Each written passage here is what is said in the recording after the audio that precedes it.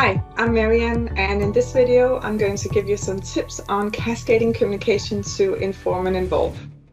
Now, this video is part of our framework for leadership and team communication here at Vestas, and our framework is represented in the model that you see on the right-hand side of the screen.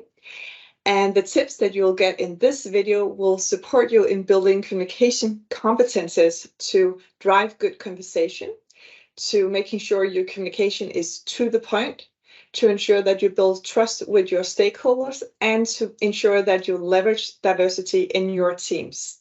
Now, during the video, you'll become aware of what a good communication cascade looks like. You'll get some tips to successfully cascade information, and you get some inspiration to identify your own improvement opportunities.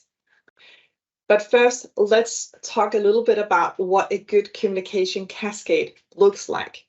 And what you see here on the screen, the staircases here, is what I like to call the maturity cascade of staircase of cascading. And a small hint is that the higher up you get the staircase, the better. Now, let me walk you through the steps. And as we do that, let's imagine an example, as it says here in the subheader. There's a leader, that could be you. You are participating in a meeting and you are receiving important information that you need to cascade to your own team. Now, if we start on the bottom of the staircase, it's at -1. This is what I like to call the silence. And the silence represents that nothing happens after that meeting. And your team sits and wonder, what was the outcome of that meeting? Is there something important that we should know about?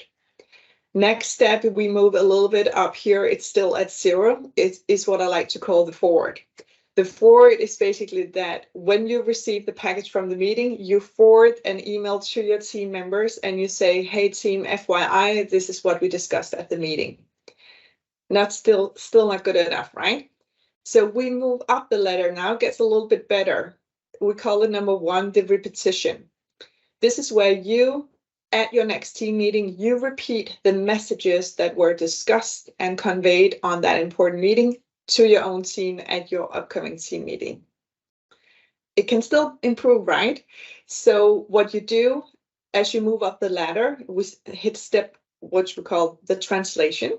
And this is where you not only repeat, but you also translate. So what does it mean to our team?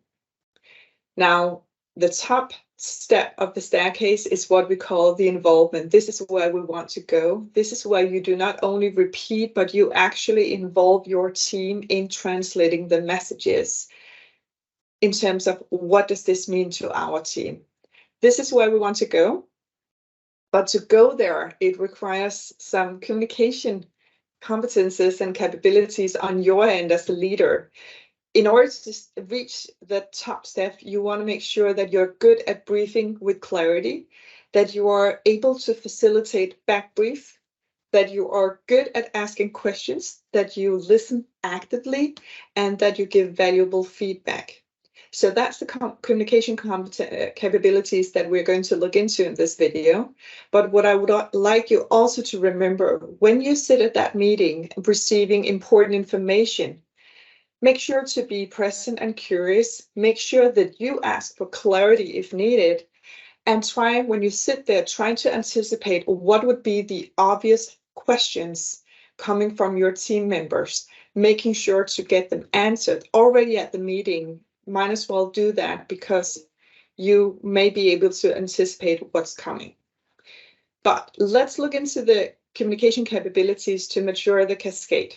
You want to make sure that you're good at briefing with clarity and facilitating back brief. So let's look into that. In a nutshell, there are 3 steps to briefing and back briefing. There's the brief, there's the back brief, and then there's the feedback and alignment step. The brief, this is where you, as a leader, you come back from the meeting presenting the intent. So basically the why and the what of what was discussed. Then your team responds with a back brief. How are they going to meet that intent? So if that was discussed at the meeting, then the team starts back briefing to you, putting their own words on what it means and the actions that they are going to take. After they have done the back brief, then it's time for the feedback and alignment step. Before we get to that, let's just look at an example of what a brief and a back brief could look like.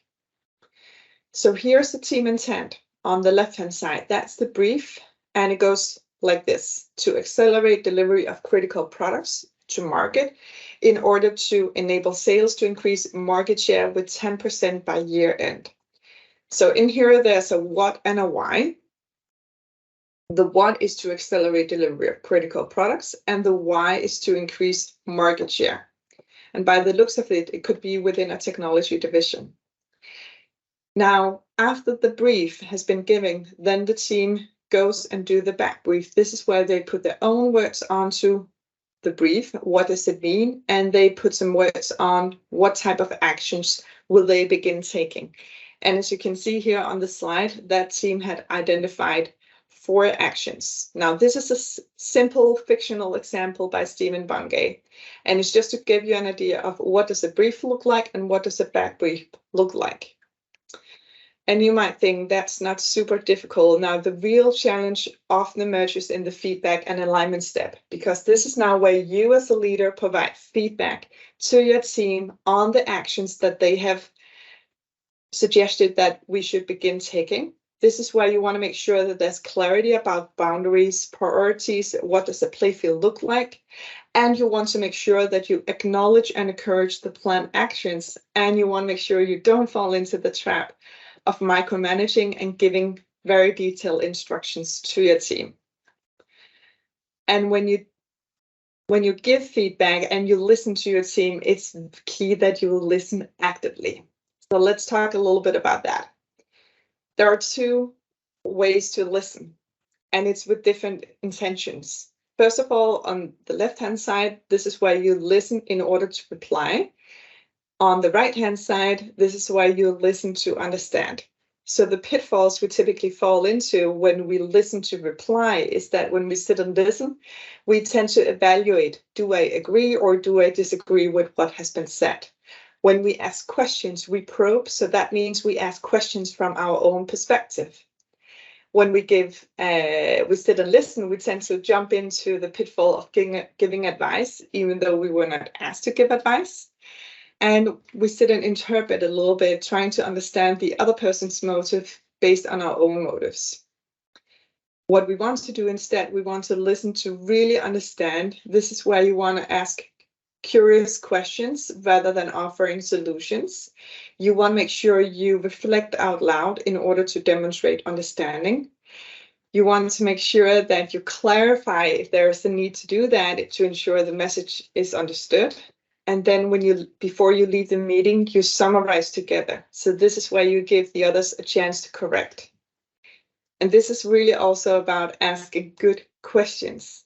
So when you now involve your team in translating, what does this mean to us? Then instead of just asking, is it clear to anyone? Do you have any questions? Do you have what you need? Which is very close questions. You want to ask your team's members to put some words on what are their key takeaways? What does this mean for our team? And what is our critical next steps? So this is where you ask your team to put some words on what it really means to them. And after then do that, you make sure that you give good feedback. And that is the final tip of the day. First of all, think of feedback as an apple. It's something you offer. You would never just go and shove an apple down someone's throat. You want to offer an apple first. So think of it like that. Can I offer you an apple? Can I offer you some feedback? And then you get the reply back.